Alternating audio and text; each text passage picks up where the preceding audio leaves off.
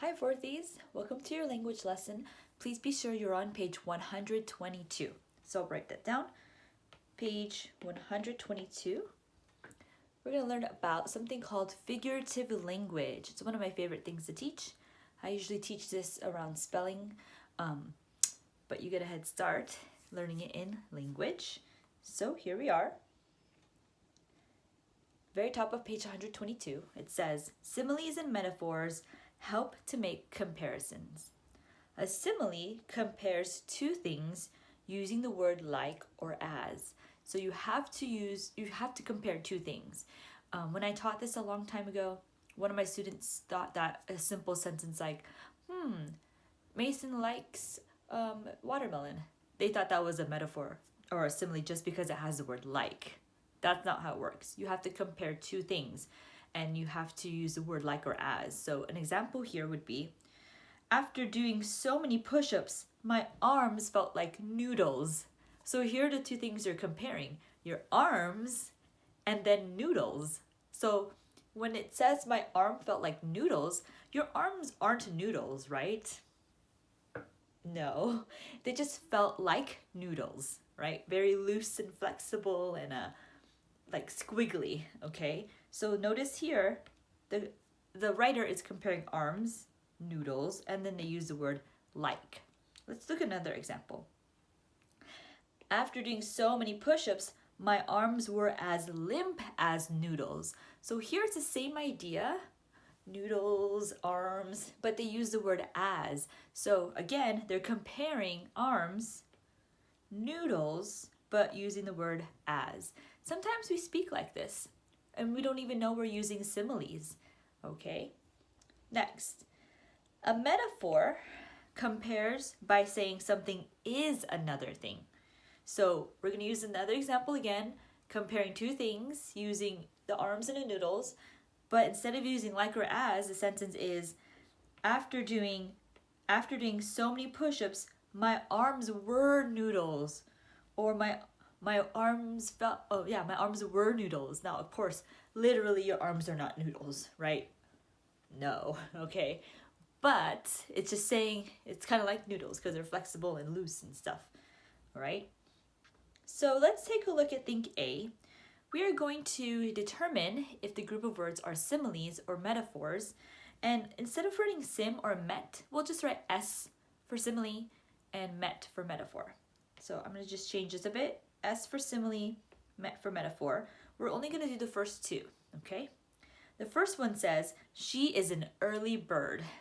Now, literally, it doesn't mean like you're a bird. For example, me, if this were talking about me, because I'm a she, like, I get up really early in the morning to exercise. I get up at I do my devotions around 5, and then I start exercising around 5:30. So I'm an early bird. Now, am I literally a bird? No, I'm not literally a bird, okay? But I'm, like a bird, getting up early. However, it's saying she is. So when they're using the word is to compare two things, that is a metaphor, okay? That's a metaphor. So as you can see here, a metaphor compares by saying something is another thing. Number 2, the thunder roared like a lion. That's a very famous figurative speech. Like a lot of people like to compare the thunder to how lions roar really loud. Now, is the thunder lion? A lion? No. It's just a figurative speech, okay? So notice here they're comparing thunder and lion, but they're using the word like. So if they're using the word like and they're comparing two things, that is a simile, as you can see up here. So I'm going to put S for for simile. We will try 3, 4, and 5 at our Zoom meeting, but these are really fun. I honestly love to teach this content. Okay, so here you get to finish the simile. The wind is blowing like...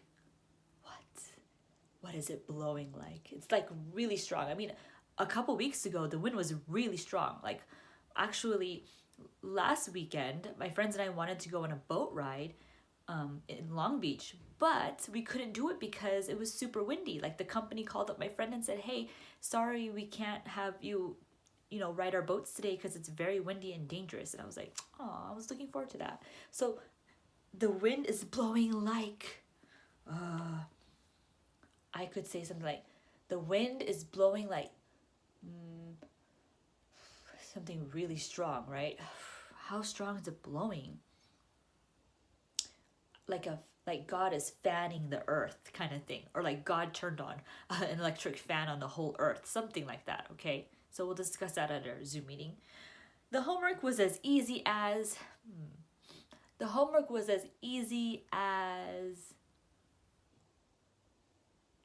drawing a heart, right?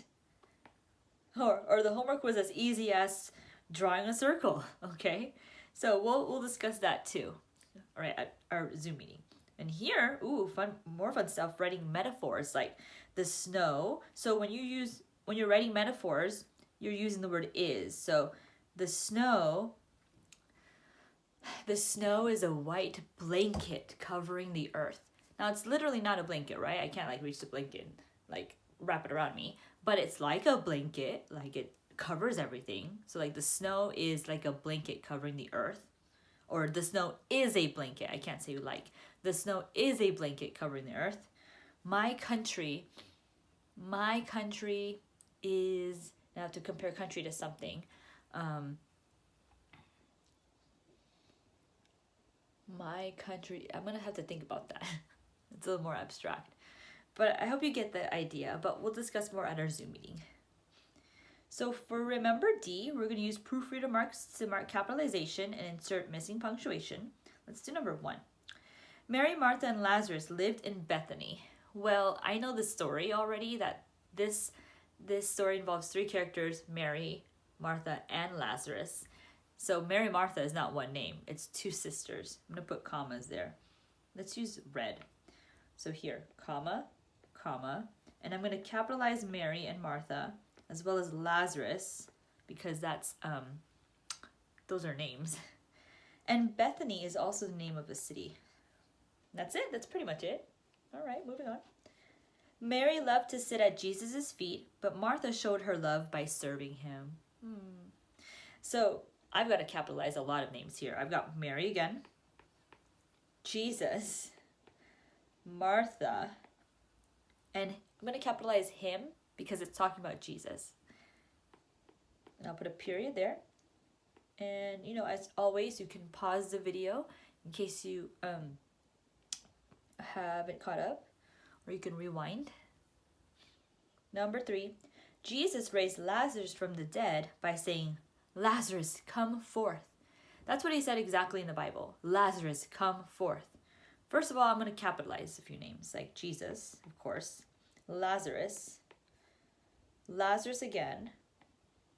And that's it.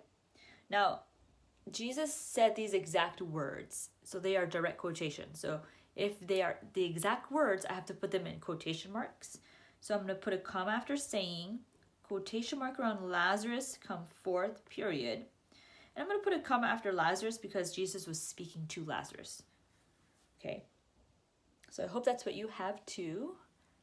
Thank you for following along. Oh, number think E is going to be fun. Okay, well, for think E, let's just mark the sentence, and at our Zoom meeting, we will diagram it, okay? Bolivia's mountains are beautiful.